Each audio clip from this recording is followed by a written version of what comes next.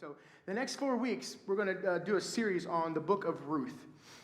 Today, we're starting in chapter 1. Before we get there, we decided, I'm going to say we, I mean that in a general sense because I didn't have a part of it. But my wife and her mom decided that we were going to go to a goat farm. This goat farm in North Carolina was promoting themselves as a goat yoga. Number one, I don't do yoga. Fit sticks either. That one hurt this Thursday. But goat yoga, I'm like, And then it was goat cuddles. And so I was like, oh. And I'm still like, yeah, okay. Well, we were told to take some Cheerios with us. We split them up into different bags, and so we each had our bag. I'm not a big fan of unpredictable animals. I'm just not. I just don't, I'm not afraid of the goat, but I just don't know what it's going to do. And so I'm like, I like predictability. Like, tell me what you're going to do before you come up to me. Well, here's the thing. I was going about my goat business. I was looking for the ones that were left out, the ones that were lost and looked over, ones that had to be ladies and gentlemen about this process. No headbutting, no rudeness allowed. When I realized I had made a giant mistake, I messed up. I had about half of my bag left and noticed that nearly all the adult goats had circled around me. Because I was the only one with food left. I tried to give my bag away. Nobody would take it. And so here's the thing. 2 people had already been bit. 1 person had already fallen. 1 person had found a cat. We're petting it. And I was surrounded, and I started thinking, this is how I fight my battles. It may look like I'm surrounded, because I am, by these stinking goats. Let's see this picture. This dude right here, I'm not surrounded by goats, but this guy would not leave me alone. Johnny was the biggest and the baddest in the whole goat yard. Had those horns, and he'd come up, and he'd be like, "Pachow." And I'm like, you get no Cheerios. So me and Johnny had this little game where he's going to chase me. Well, he's a bigger dude, and so they had all these obstacles, and so I'm weaving in and out of these things as best as I can. Johnny's following me, and he's like, whatever goats do. And I'm like, just leave me alone, man. Just absolutely leave me alone. I was walking between furniture, ignoring him, giving him a few handfuls, but he just would not leave me alone until I had no food left. Here's the thing.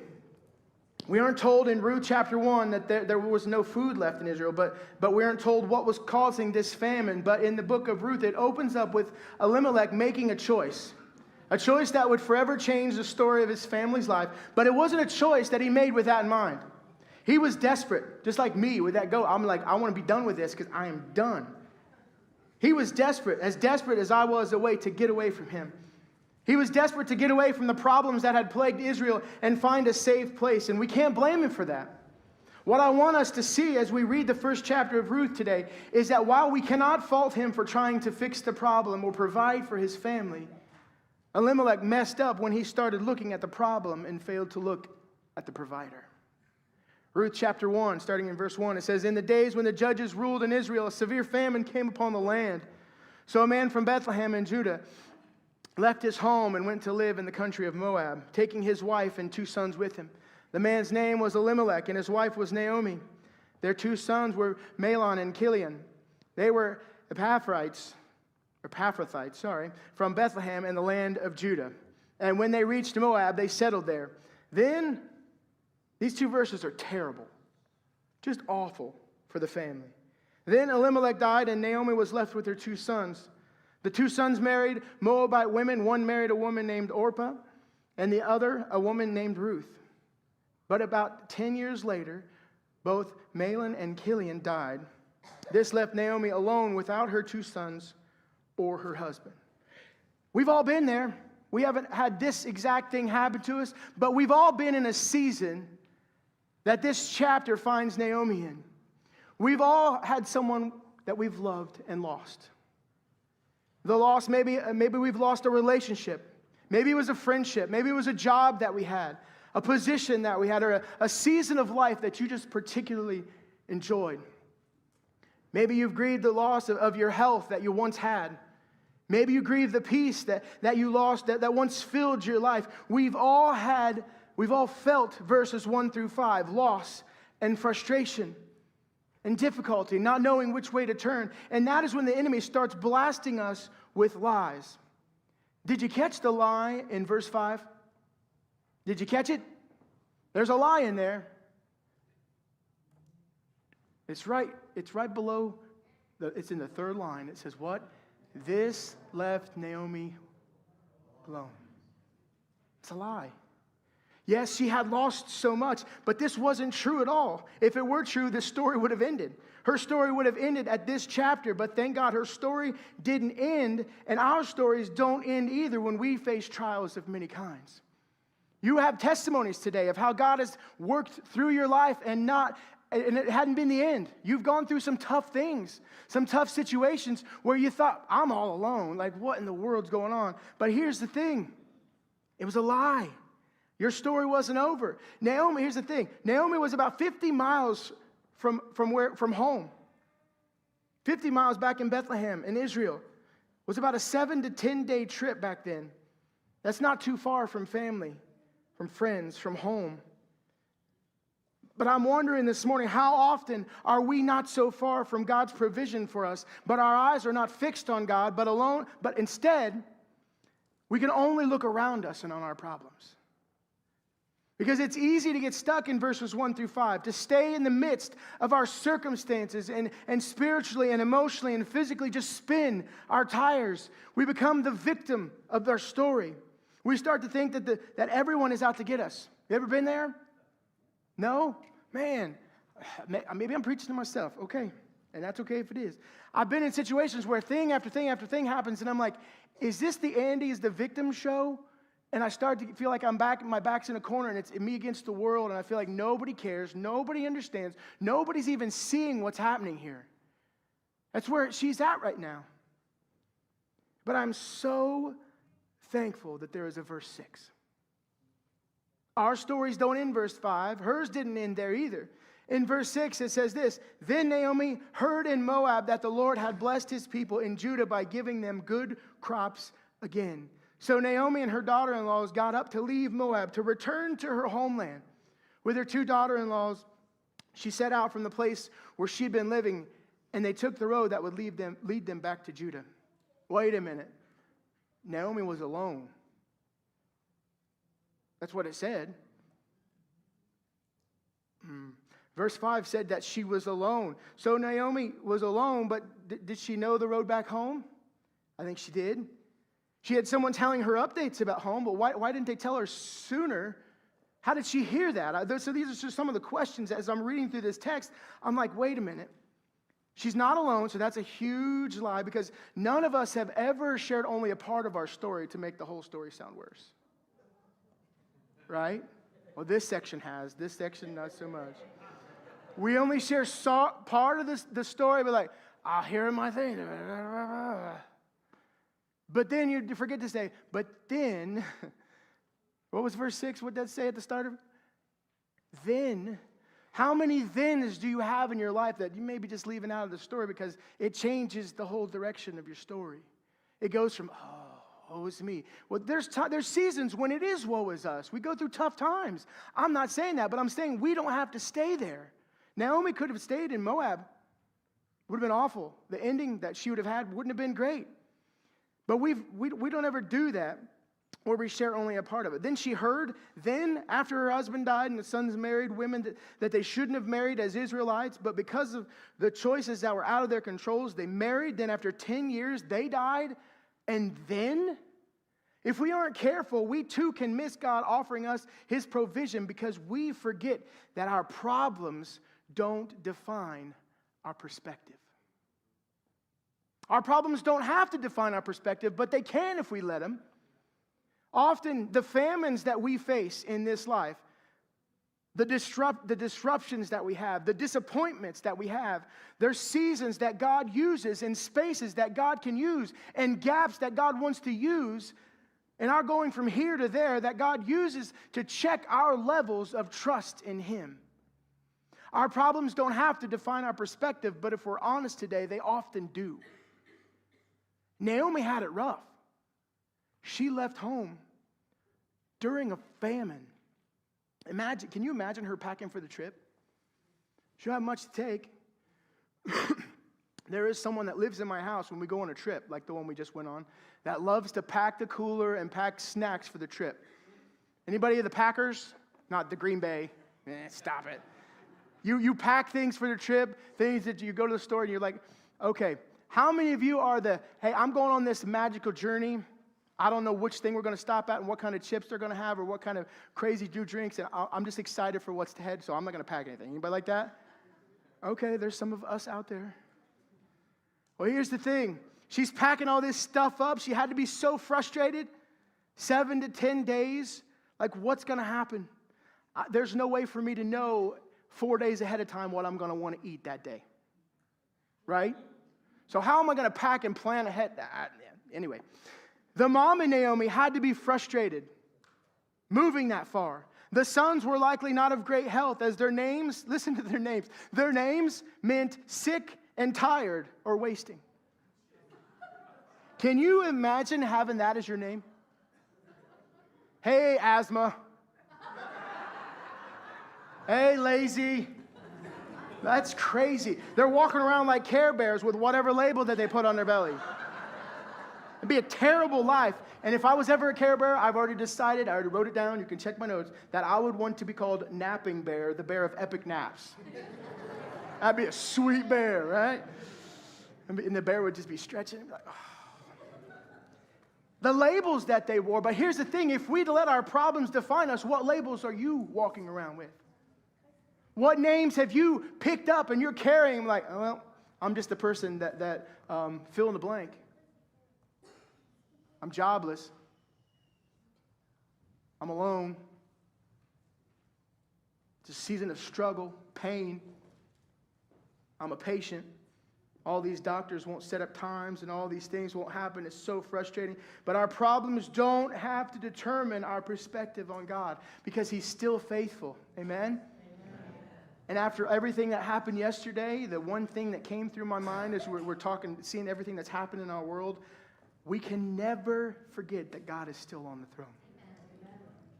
Never.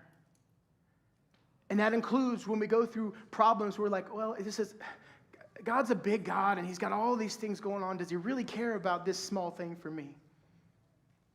Can I speak for Him today? Can I speak for Him today into your life and say He does? He cares so much about you.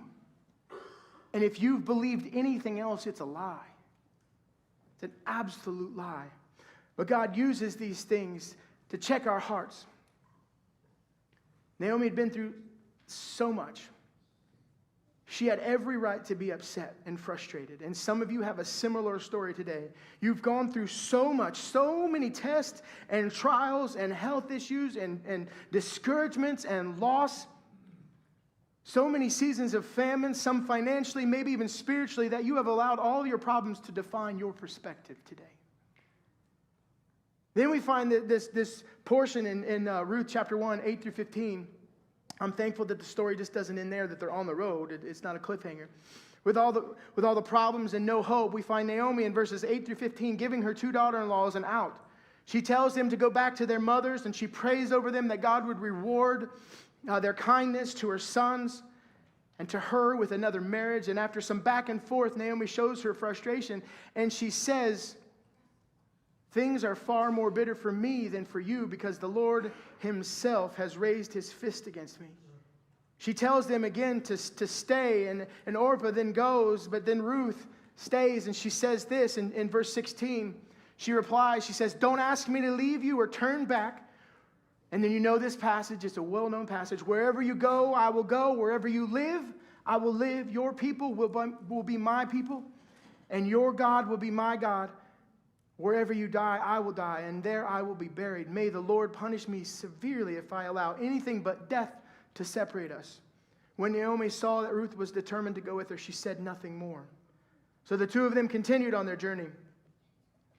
And tell me, How many of you have been walking through something and then some good news happens and you don't know if you should be happy about it or like to get out of your sadness? You're like, I'm alone on the journey and I'm playing a little Eeyore here, but then something good happens and can I be Tigger? You've been there? Because here's the thing, in verse 19, it doesn't say that she showed up and people were like, oh, there she is. It says this, they continued on their journey. When they came to Bethlehem, what does it say? The entire town was excited by their arrival. They said, is it really Naomi? But wait a minute, Naomi was alone.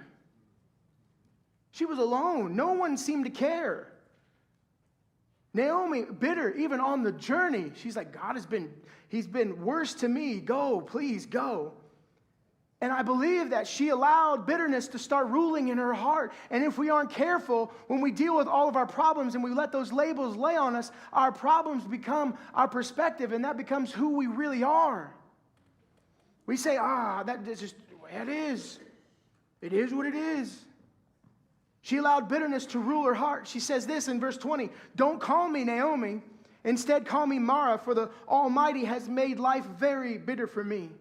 I went away full, but the Lord has brought me home empty. Why call me Naomi when the Lord has caused me to suffer and the Almighty has sent such tragedy upon me? Have you been there? I've been there. Thing after thing just keep hitting, and the waves keep hitting. And you're like, Lord, what am I even doing here?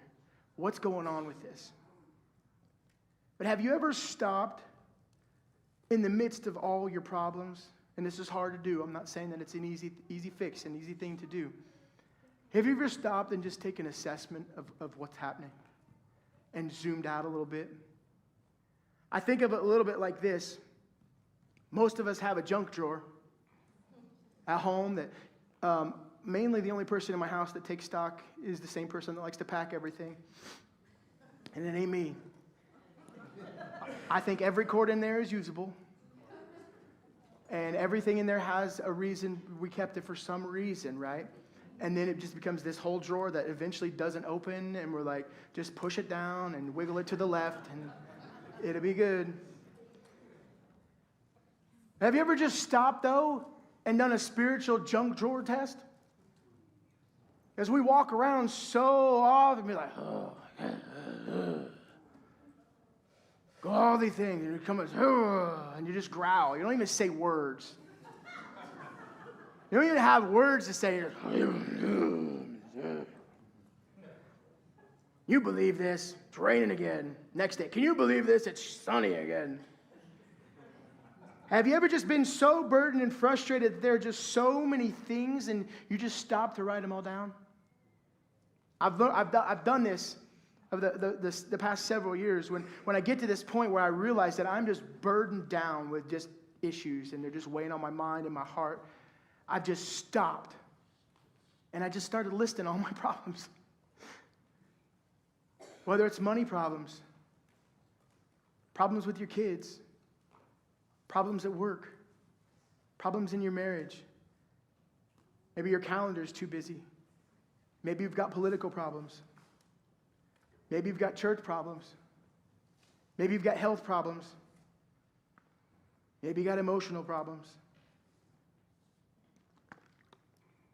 Maybe you have friends that are the problem. Maybe you watch too much news. Ouch. Maybe you watch, let me say it again. Maybe you watch too much news. I'll take a drink.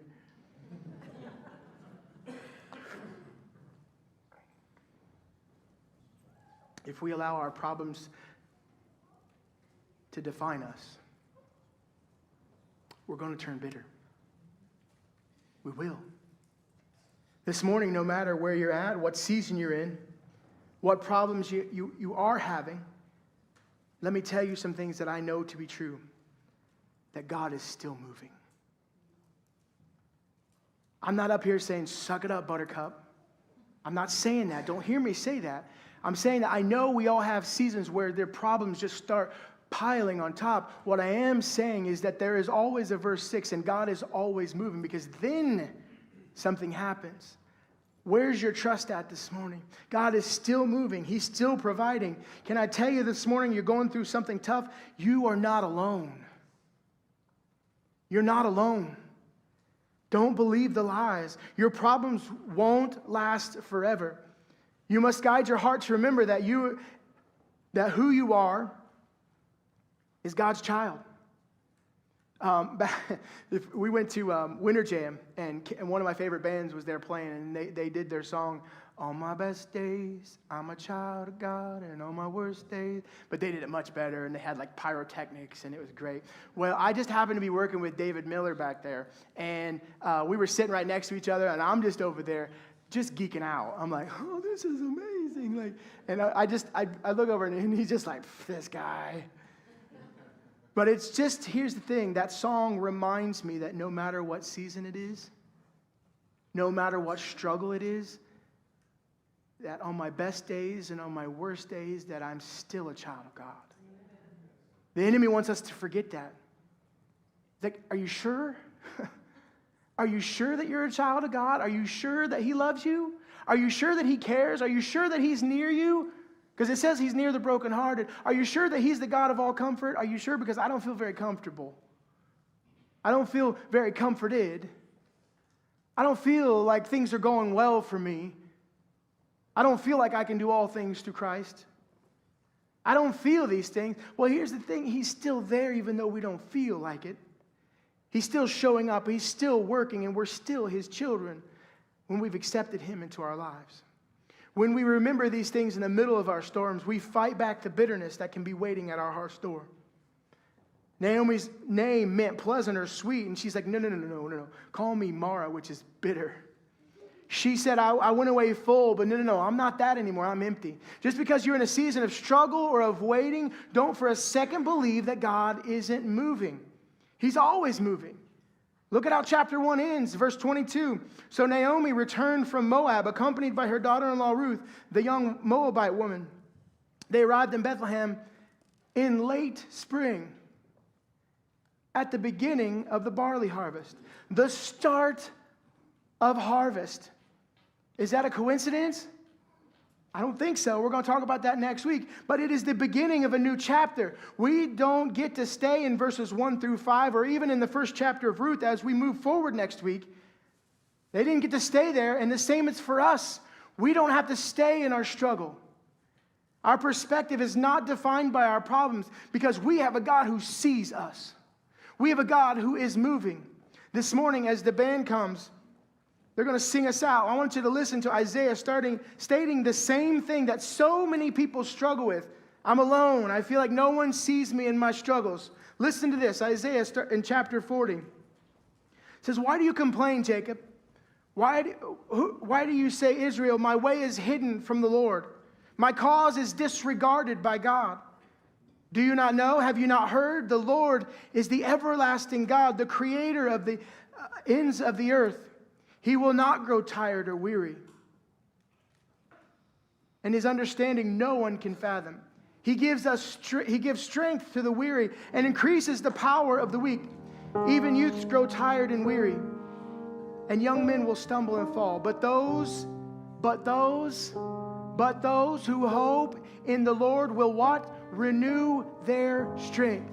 They will soar on wings like eagles. They will run and not grow weary. They will walk and not be faint.